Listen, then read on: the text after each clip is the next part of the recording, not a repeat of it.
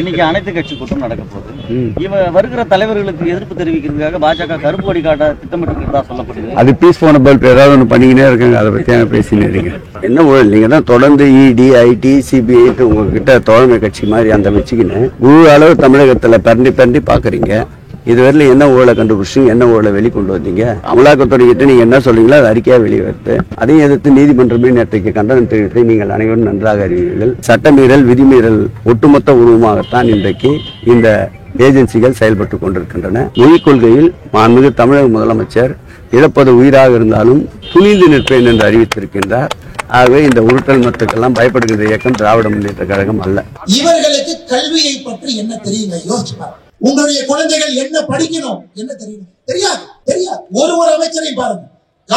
காந்தின்னு ஒரு பேர். சரி, ஏதோ காந்தி மாதிரி இருப்பாரு நினைச்சீங்கன்னா 1990 காலகட்டத்தில் கள்ளச்சாராயம் காட்சி குண்டா ஆட்ல ஜெயிலுக்கு போயிட்டு வெளியே வந்து அமைச்சராக இருக்கக்கூடிய காந்தி. ஒருவருடைய சரித்திரத்தை பாருங்க. செந்தில் பாலாஜி 5 கட்சி மாறி வந்து சாராய அமைச்சர் 1.5 வருஷம் ஜெயிலுக்கு போனாரு. அடுத்து 5 வருஷமா 10 வருஷமா நமக்கு தெரியாது ஜெயிலுக்கு போறாரு.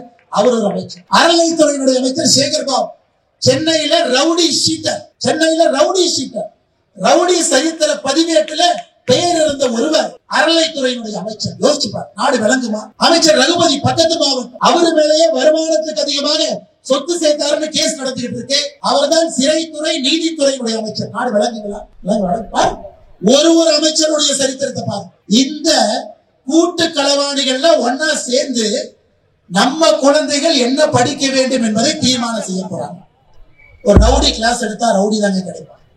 நல்ல ஆசிரியர் கிளாஸ் எடுத்தா நல்ல பையன் கிடைக்கும். அதனால் இந்த கூட்டு களவாணிகள், சிறைக்கு சென்றவர்கள், மக்கள் பணத்தை கொள்ளையடித்தவர்கள், ரவுடிகளாக இருந்தவர், கள்ளச்சாராயம் காய்ச்சினவங்க, இவங்கெல்லாம் சேர்ந்து தமிழ்நாட்டினுடைய கல்வி கொள்கை எப்படி இருக்க வேண்டும் என்பதை பற்றி பேசிக் கொண்டிருக்கிறார். நீங்க அதை ஏத்துக்குவீங்களா? அன்பு சொந்தங்களை நீங்க ஏற்றுக்குவீங்களா? கர்ம வீரர் காமராஜர் ஐயா கல்விக் கொள்கையை பத்தி சொன்னா ஏத்துக்கலாம். புரட்சி தலைவர் டாக்டர் எம்ஜிஆர் ஐயா சொன்னா ஏத்துக்கலாம். தன்மை இருக்கிறது. அரசியல் தலைவராக இருந்து அதுபோல் மாண்போடு வாழ்ந்திருக்கிறார் ஐயா நரேந்திர மோடி அவர்கள் ஒரு கல்விக் கொள்கை எப்படி இருக்க வேண்டும் என்று சொன்னாலும் நாம் ஏத்துக்க போறோம். ஆனா இந்த கூட்டு களவாணிகள்லாம் சேர்ந்து தமிழகத்தினுடைய கல்விக் கொள்கை எப்படி இருக்க வேண்டும் என்று சொல்லிக் கொண்டிருக்கிறார்கள். அதை எப்படி நாம் ஏத்துக்க போறோம்? நீங்களே யோசிச்சு. ஆனா இவங்க பொறுத்த வரைக்கும் என்ன? இவங்க நடத்தக்கூடிய தனியார் பள்ளியில ஒரு கல்வி, அரசு பள்ளியில் நம்ம படிக்கக்கூடிய குழந்தைகளுக்கு தரமில்லாத ஒரு கல்வியை கொடுத்து திராவிட முன்னேற்ற கழகத்தினுடைய தலைவர்களுக்கு போஸ்டர் ஒட்டுவதற்காக அரசு பள்ளியினுடைய மாணவ செல்வங்களை தயார்படுத்திக் கொண்டிருக்கிறார். இங்க பாருங்க, திருச்சியில தனலட்சுமி ஸ்ரீனிவாசன் மெட்ரிகுலேஷன் ஸ்கூல். யார் ஸ்கூலுங்க ஐயா? தனலட்சுமி ஸ்ரீனிவாசன் யார் ஸ்கூலுங்க ஐயா? மணச்சநல்லூர் திமுக எம்எல்ஏ கதிரவனுடைய ஸ்கூல்.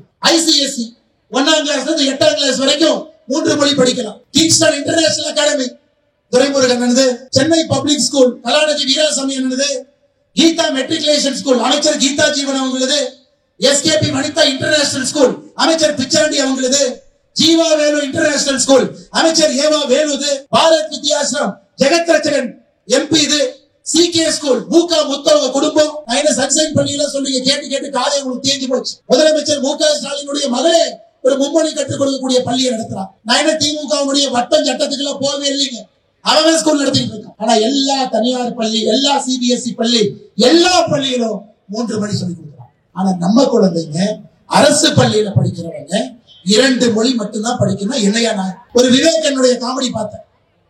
ஒரு பெரியவர் உட்கார்ந்து இருப்பார், அண்ணன் விவேக். அவர் ஒரு போர்டில் எழுதுவார், ஆ அண்ணே தெரியுதா? தெரியல. ஆ பெருசு எழுதுவார், பெருசு தெரியுதா? தெரியல. பெருசு ஆ பக்கத்திலே கொண்டு வந்து வைக்கிற, தெரியுதா? தெரியல. நான் தெரியுறா? தெரியல. போர்டு தெரியுதா? தெரியுது. என்ன பெருசு? ஆ மட்டும் தெரியலங்கிற. தம்பி நான் மலைக்கு கூட பள்ளிக்கூடம் பக்கம் ஒதுங்கல தம்பி, அதனால ஆ தெரியாது. இன்னைக்கு திமுக எம்எல்ஏ அப்படித்தான் இருக்கிறான். இந்த 3 மொழி போய் 3வது மொழி அழிச்சிட்டு வா. ஒரு திமுக எம்எல்ஏ பெயிண்ட் டப்பாவை தூக்கிட்டு போறார். எதுனா 3வது மொழி 1 2 3 3வது மொழி அழின்னு ஆங்கிலத்தை அழிச்சிட்டு வர்றார். இதுதான் இந்த மாதிரி முறையில வந்த திமுகவுடைய தொண்டை எப்படி இருப்பான் பாரு. 3வது மொழின்னு இங்கிலீஷ் அழிச்சதுக்கு அப்புறம் சொல்றான் பெருசு, அது 2வது மொழி மாதிரி தெரியுது, ஹிந்தி மேல இருக்குது அதானி. இவர்கள்லாம் இன்னைக்கு நமக்கு புத்தி சொல்லிக் கொண்டிருக்கின்றார்கள்.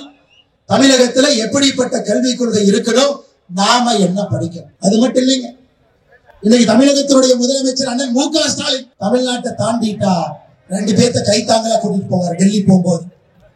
ஏன்னா அவர் பேசுறது அங்க இருக்கவங்களுக்கு புரியாது, அவங்க பேசுறது இவங்களுக்கு புரியாது. பார்லிமெண்ட்ல போய் 39 பேசுறவங்க யாருக்கும் புரியாது, மிச்சம் இருக்கிறவங்க பேசுறது 39க்கு புரியாது. இன்னைக்கு தமிழ்நாடு வளராம இருப்பதற்கான அடிப்படை காரணம் இங்க இருக்கக்கூடிய யாரு பேசுறது யாருக்குமே புரியாது.